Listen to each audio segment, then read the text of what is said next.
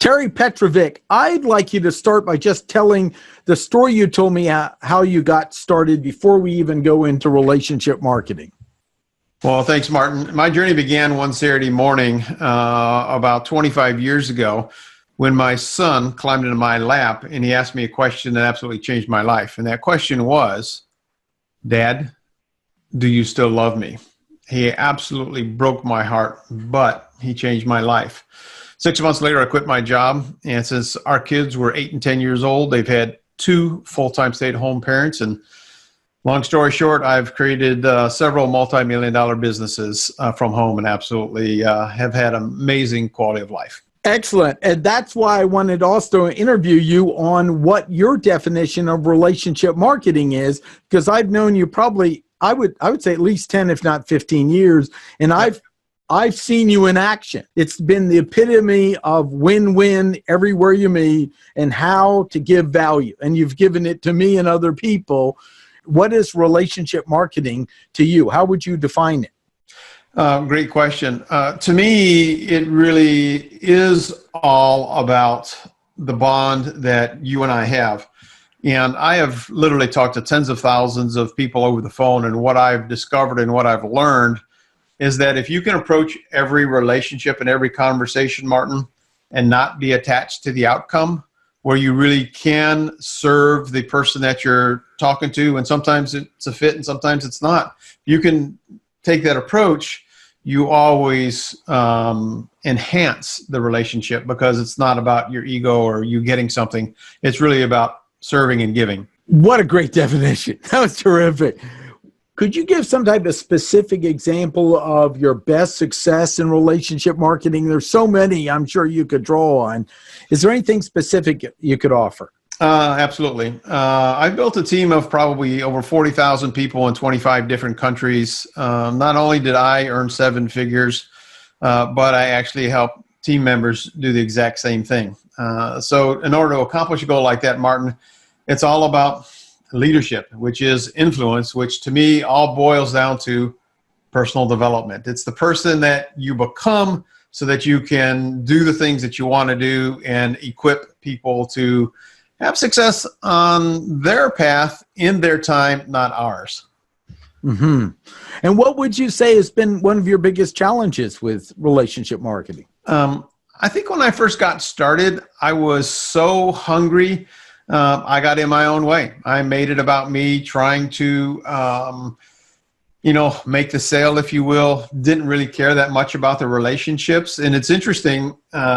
You've probably taken the personality test, where you got the different colors, the red, which is the aggressive, the blue, which is the party, the fun person, and then the yellow is the nurturer, and then the green is the analytical. Well, when I first started in this profession years ago, I was like 98% red.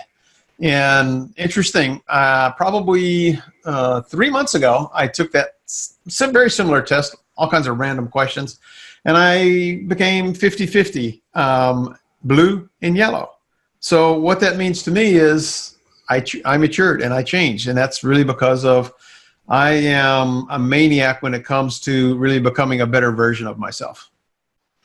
What do you think's the biggest tip or things you wish you knew when you started? It's really making it about the other person. It's really mastering your ability to become a influencer and a networker. Now, I shared with you a book by Rob Sperry called The Game of Networking.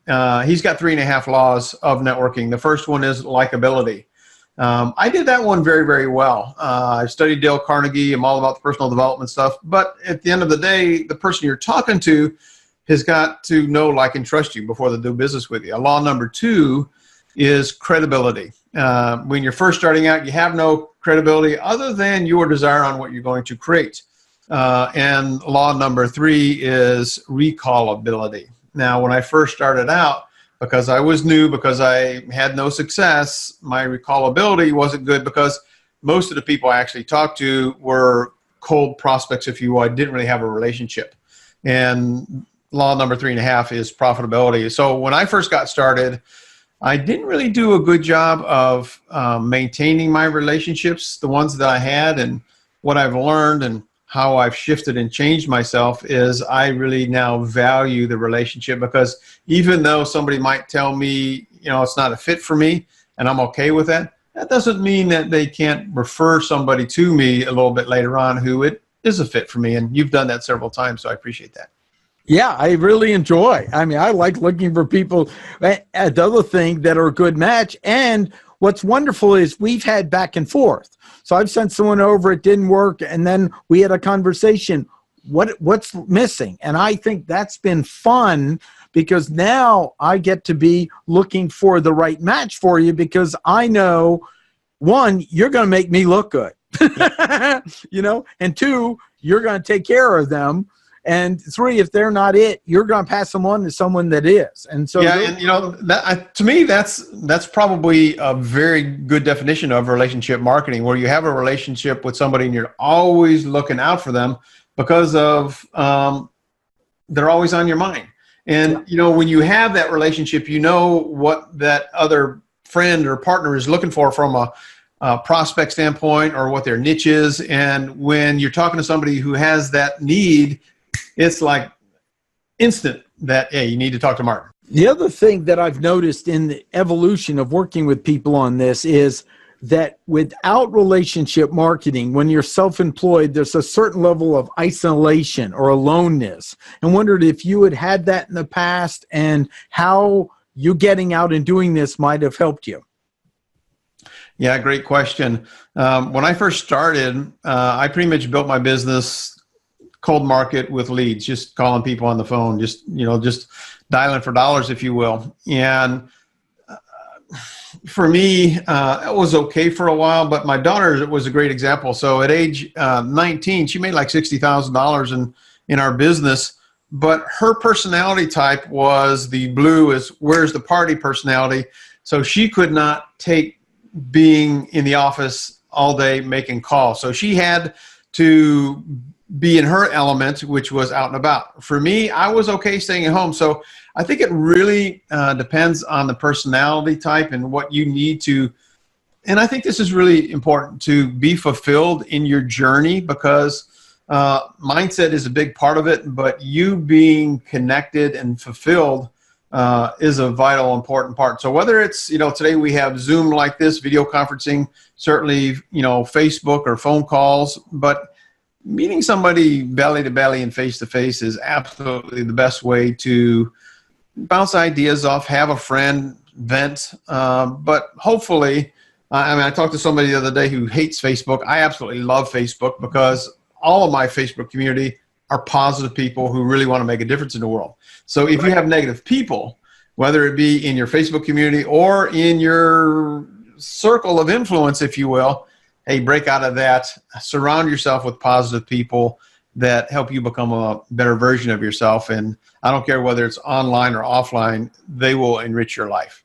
Yeah, it sounds like also you naturally were pretty comfortable alone, but it didn't mean you didn't have a certain of isolationness that was balanced by the other, but your natural tendency, it's still okay, was naturally to be on your own, working in the background and then coming out. Yeah, that's right. I live about half an hour from anywhere. I don't have neighbors. I have chickens. So I'll go out there and talk to my birds. But Excellent.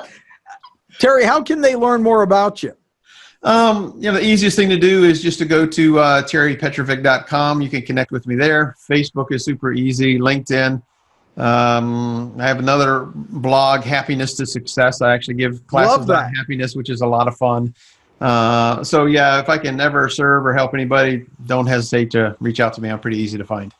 Excellent. Thanks so much for taking a few moments on this. My pleasure, Martin. Have a great day.